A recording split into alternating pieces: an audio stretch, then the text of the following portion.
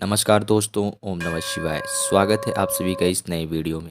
ओम नमः शिवाय, जय श्री शिवाय, नमस्तुभ्यम, हर हर महादेव। शुक्रवार के दिन धन की कामना करते हुए धन के लिए आप सभी को एक छोटा सा उपाय अवश्य रूप से करना चाहिए, जो कि आप सभी के घर में, आप सभी के परिवार में, आप सभी के जीवन में अष्टलक्ष्मी की कृपा बरसाएगा, अनुकंपा की कृपा बरसाएगा, रिद्धि सिद्धि, धन, कीर्ति, यश, वैभव की आपकी कामना की प्रवृत्ति होगी, प्राप्ति होगी। आपका जीवन जो है वह एक सौभाग्य में, एक शीतलता में और एक संपूर्ण में जीवन प्रतीत होगा। आर्थिक समस्याएं जो चल रही हैं आपके जीवन से, उससे दूर होंगे केवल और केवल 31 चावल के दाने के इस प्रयोग से। देखिए, जब भी हमारे जीवन में शुक्र ग्रह से जुड़े हुए दोष चलते हैं, तो हम कितना भी प्रयास कर लें, हमारे घर में लक्ष्मी आती तो है लेकिन वह टिकती नहीं है। तो हम सभी को शुक्र ग्रह से जुड़े हुए दोष को दूर करके अपने घर में, अपने जीवन में अष्टलक्ष्मी की अनुकंपा कृपा बनी रहे, इसके लिए प्रार्थना याचना करते हुए छोटा सा उपाय करेंगे। कैसे करेंगे और किस प्रकार करेंगे, संपूर्ण जानकारी हम सभी जानेंगे और समझेंगे पूज्य गुरुदेव की अनुकंपा और कृपा से। तो चलिए जानते हैं और समझते हैं कि इस उपाय को कैसे करना है। लेकिन प्लीज़ उससे पहले वीडियो को लाइक ज़रूर करिएगा, और यदि आप चैनल पर नए हैं या फिर आवाज़ मेरी पहली बार सुन रहे हैं तो प्लीज़ चैनल को सब्सक्राइब ज़रूर करें।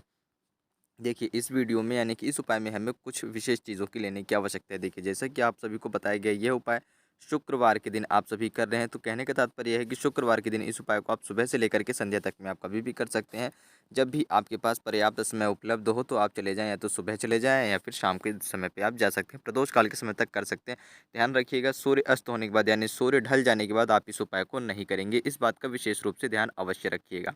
ठीक, इतना समझ गए, हमने दिन की चर्चा कर ली है, समय की चर्चा कर ली है। अब हम बात करते हैं किन किन विशेष चीज़ों की हमें इस उपाय में प्रयोग करने हैं। तो हम लेंगे, जैसे कि आप पहले ही आप सभी को बता दिया गया है, 31 चावल के दाने लेने हैं।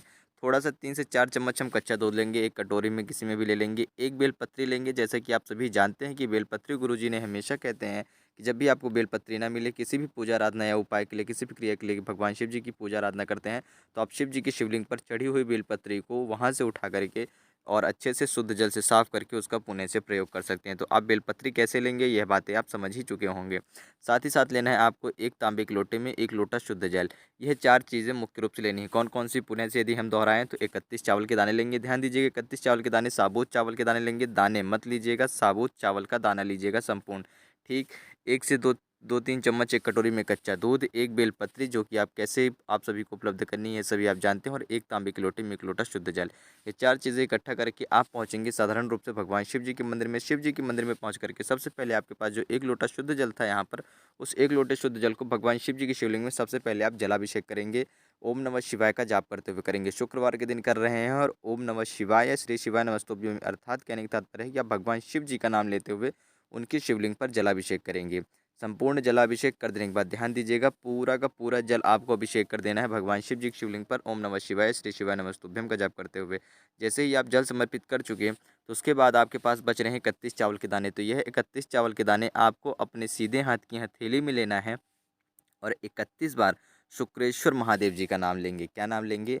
शुक्रेश्वर महादेव जी का नाम लेंगे। फिर उसके बाद यदि आप यह उपाय किसी भी व्यक्ति विशेष के जीवन में आर्थिक समस्या को दूर करने के लिए, आर्थिक तंगी को दूर करने के लिए यह उपाय या क्रिया कर रहे हैं, या फिर उसके जीवन में धन की प्राप्ति हो ही नहीं रही है, वह मेहनत कर रहे हैं किसी भी क्षेत्र में, चाहे व्यापार हो या नौकरी हो, उन्हें उस प्रकार से उपलब्धि नहीं मिल रही है नौकरी के क्षेत्र में या व्यापार में, वो उस प्रकार से गति या प्रगति नहीं कर पा रहे हैं, उस प्रकार से उनके व्यापार में तेज़ी नहीं आ रही है, वह गति नहीं मिल रही है, उनको प्रगति का उपलब्धियाँ नहीं मिल रही है, जिस वजह से उनको धन का बहुत ज़्यादा अब यानी कि विपदाओं का आप सामना करना पड़ रहा है, जिस वजह से उनको धन की बहुत ज़्यादा समस्याएं चलती हैं और धन आ तो नहीं रहा है, साथ ही साथ धन जाता बहुत है, जो है भी उनके पास वह भी खर्च हो रहा है। तो आप उस व्यक्ति का नाम लेकर के शुक्रेश्वर महादेव जी का नाम ध्यान करेंगे। ध्यान दीजिएगा, मैंने इतनी बातें क्यों बताई हैं। गुरु जी ने कहा है कि जो आप 31 चावल के दाने लेंगे, यह जो 31 चावल के दाने के साथ साथ आप शुक्रेश्वर महादेव जी का जब नाम जप करेंगे, तो उस वक्त यदि आप किसी एक व्यक्ति विशेष के लिए कर रहे होंगे, तो उस व्यक्ति विशेष का भी आपको 31 बार नाम लेना है। ध्यान दीजिएगा, यदि आप यह उपाय अपने घर में, अपने जीवन में, अपने परिवार में धन की जो स्थिति है वह बनी रहे, साथ ही साथ और भी उन्नति हो, और भी तरक्की हो, रिद्धि सिद्धि की कामना हो, यश कीर्ति की कामना हो, आपके घर में आपके बच्चे, आपके भाई, आपकी बहन, आपके पति, यानी कि अर्थात आपके पति भी जॉब करते हैं, उनका भी एक आर्थिक साधन है जिसकी वजह से धन का आगमन हो रहा है, आपके बच्चों की वजह से है, तो आप सबके लिए यदि ये उपाय कर रहे हैं, तो आप केवल और केवल शुक्रेश्वर महादेव जी का नाम लेंगे और मन में अपने घर के समस्त व्यक्तियों को, यानी सभी व्यक्तियों को स्मरण करते हुए एक बार उनका आपको स्मरण करना है अंत में, और 31 बार आपको शुक्रेश्वर महादेव जी का नाम जप करके यह संपूर्ण 31 चावल के दाने भगवान शिव जी के शिवलिंग पर समर्पित कर देने। ध्यान दीजिएगा, मैंने बहुत दो तरीके की बातें बताई हैं, गुरुजी ने बताया था।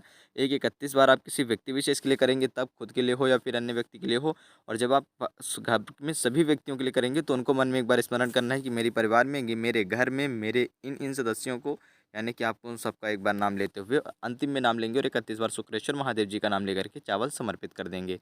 ठीक, 31 बार मंत्रों से सिद्ध करके आपने चावल समर्पित कर दिया है। अब जो आपके पास बच रहे हैं, एक बेलपत्री बच रही है और थोड़ा-सा कच्चा दूध, तो आपको ये कच्चा दूध इस बेलपत्री पर ओम नमः शिवाय का जाप करते हुए लगाएंगे या फिर शुक्रेश्वर महादेव जी का जाप करते हुए लगा देना है संपूर्ण दूध, और यह बेलपत्री और कच्चे दूध मिश्रित जल आपको समर्पित करना है। उल्टा करके समर्पित करेंगे, ठीक उसी स्थान पर जहाँ पर आपने चावल समर्पित करा है उसके ऊपर, और जो दूध वाला हिस्सा है जो बेलपत्री में लगा हुआ है, वह हिस्सा भगवान शिव जी की शिवलिंग को स्पर्श होना चाहिए। देखिए, जब आप कच्चा दूध समर्पित करेंगे तो जब भी आपके घर में अष्टलक्ष्मी की प्राप्ति होगी, यानी कि ध्यान दीजिएगा, जब भी किसी भी व्यक्ति को कोई भी उपलब्धि, यानी कि किसी भी उपलब्धि का लाभ होता है, उपलब्धि जब वह भोगने की योग्य हो जाता है, जब भी वह किसी कार्य में, किसी भी क्षेत्र में उपलब्धि प्राप्त करता है, एक अच्छा मुकाम, एक नए हासिल की सफलता प्राप्त करता है, एक नया सफलता उसको मिलती है, तो कहीं न कहीं आप देखते होंगे कि वह जो सफलता है उसके सिर चढ़ने लगती है, अर्थात उसको कहीं न कहीं अहंकार और इन जैसी समस्याओं का सामना करना पड़ता है, आ जाता है ना चाहते हुए, फिर जिस वजह से उन्हें बहुत ज़्यादा विपत्तियों का सामना करना पड़ता है, बहुत ज़्यादा डाउनफॉल कहते हैं जिसे कि हम अंग्रेजी में, यानी कि कहीं न कहीं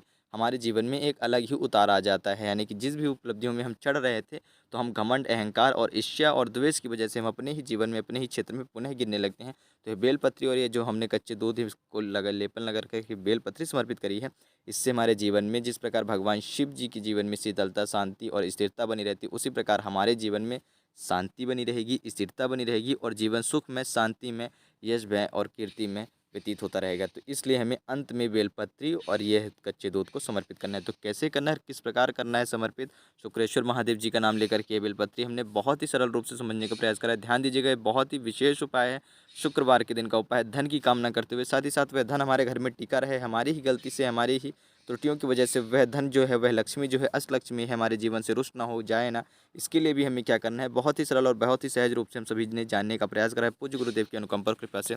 तो उम्मीद करता हूँ आप सभी समझ गए होंगे। यदि फिर भी कुछ प्रश्न हो तो अवश्य पूछिएगा। जय श्री शिवाय नमस्तुभ्यम, हर हर महादेव, ओम नमः शिवाय।